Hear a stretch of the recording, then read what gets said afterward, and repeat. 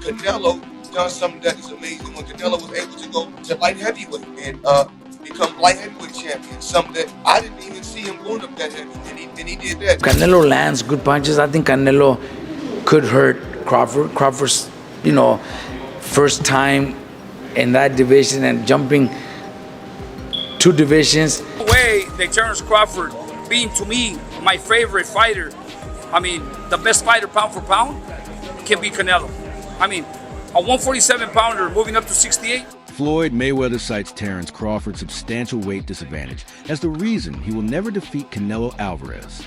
He emphasizes that handling size, power, and stamina at the elite level is just as important as talent when advancing up multiple classes. Throughout his career, Canelo has faced opponents that are inherently larger, but Crawford is venturing into uncharted terrain. Despite his technical prowess, Mayweather believes Crawford will not be able to bridge this gap. Because of the weight disadvantage. I can't go all the way up to 180 or 190 pounds. One of Terence Crawford's greatest obstacles in his career, according to Robert Garcia, is his inexperience at super middleweight.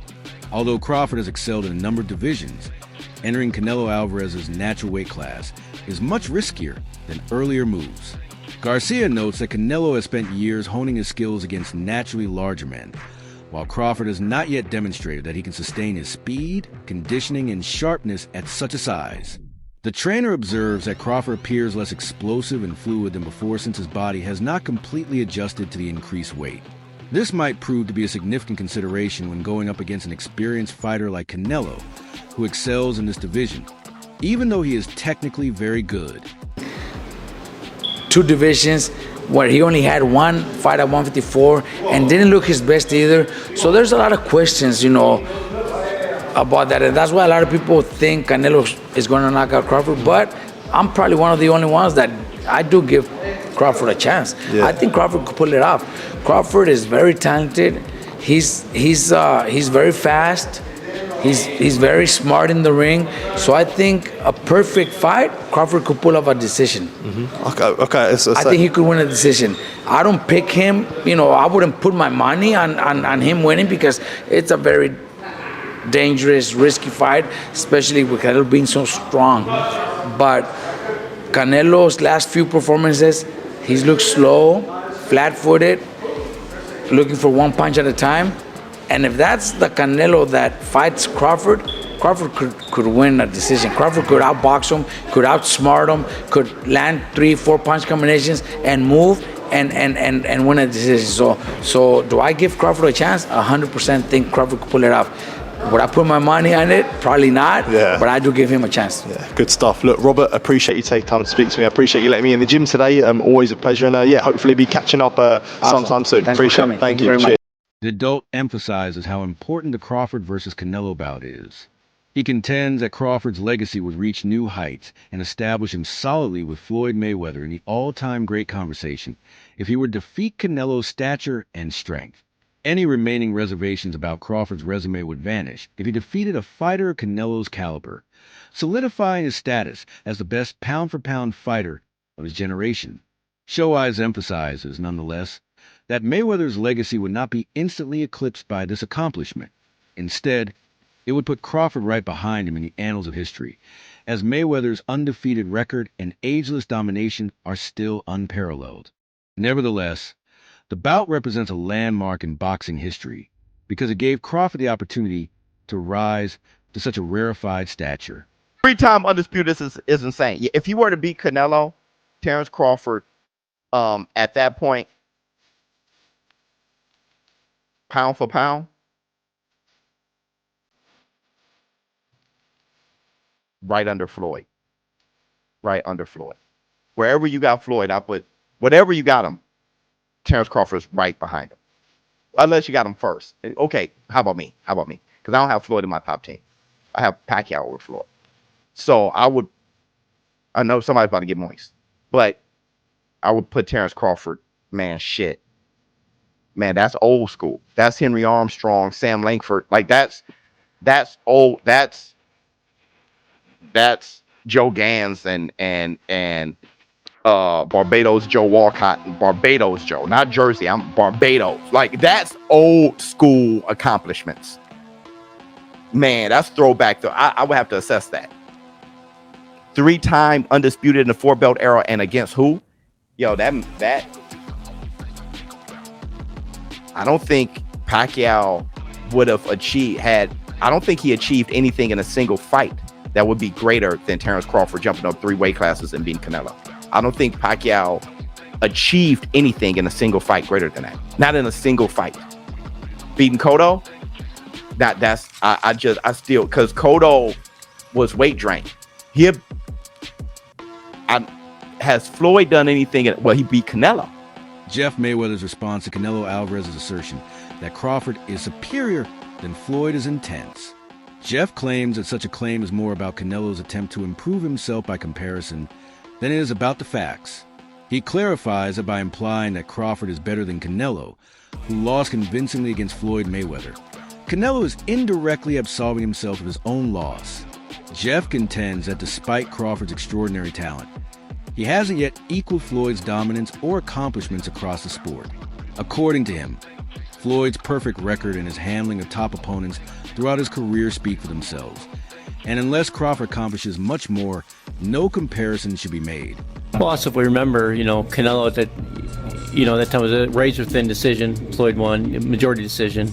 C.J. Ross had it with what a lot of people had as a draw. And then the other 2 judges scored it for Floyd, of course. And that was a Floyd at the top of his game with a very green Canelo with very little experience, and he still took him, into deep waters. So yeah,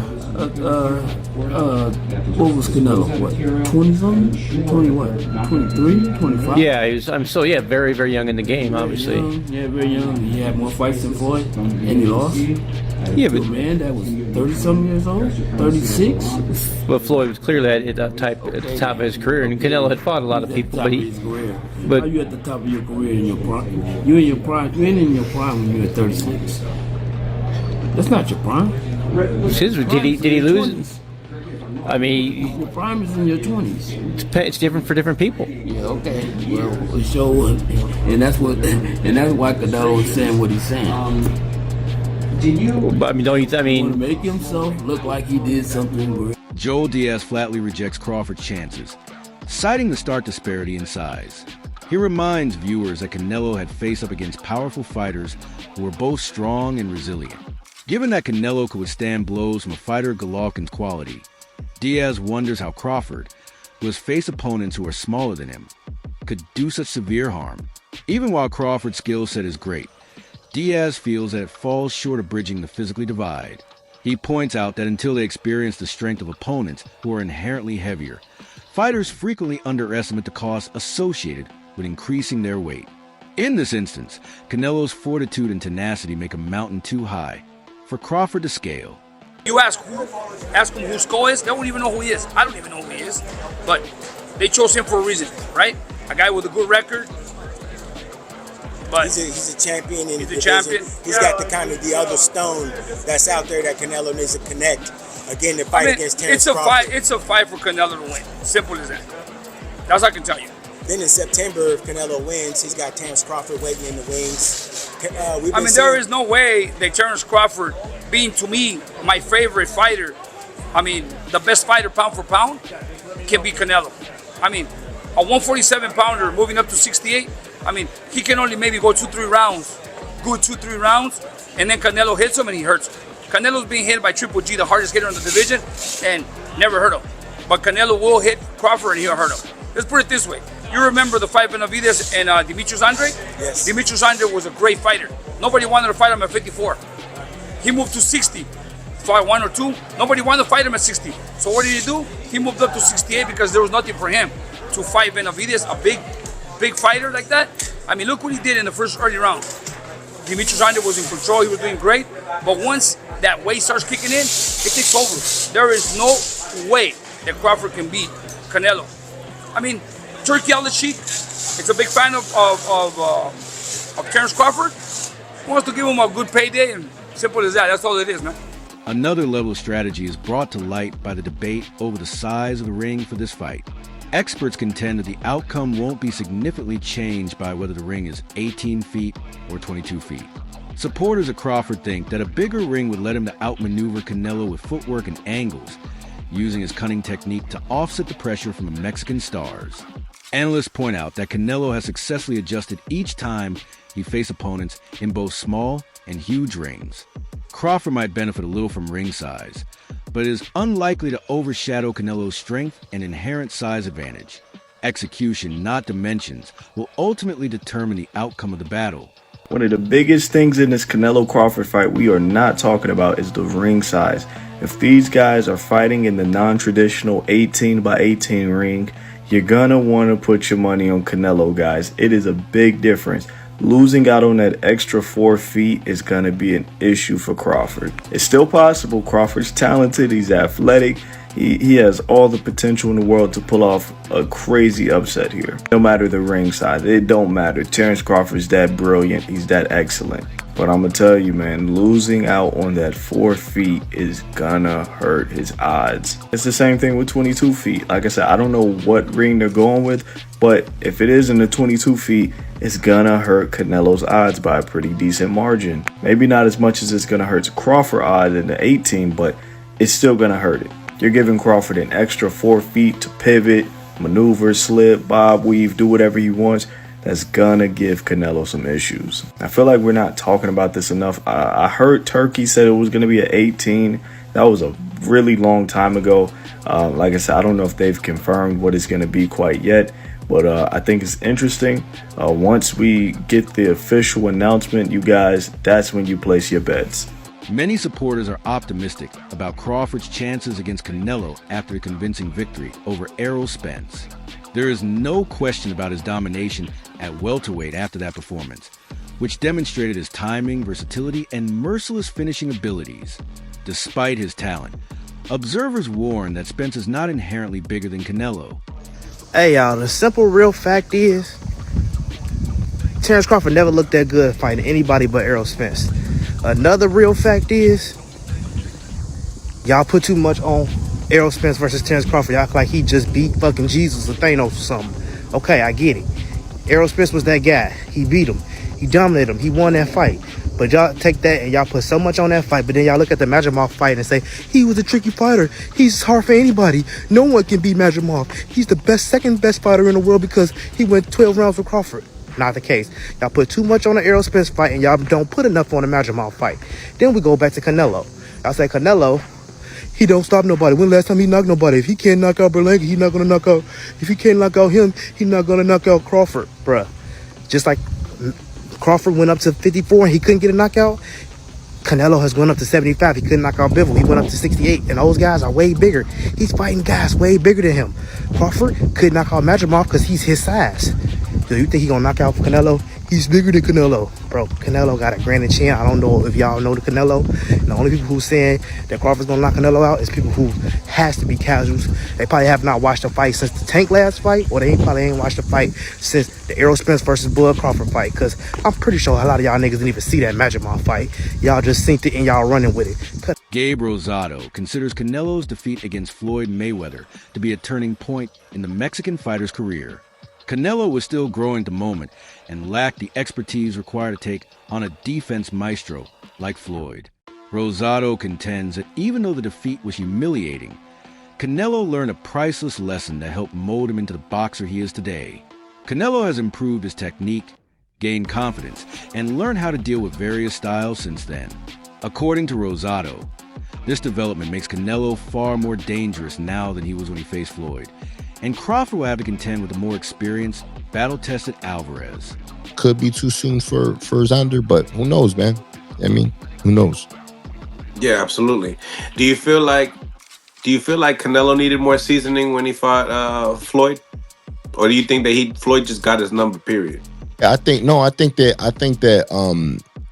he was very inexperienced when he fought Floyd. You know, he's a different fighter, but see, everybody's different. That fight is what made Canelo become the fighter that he is today.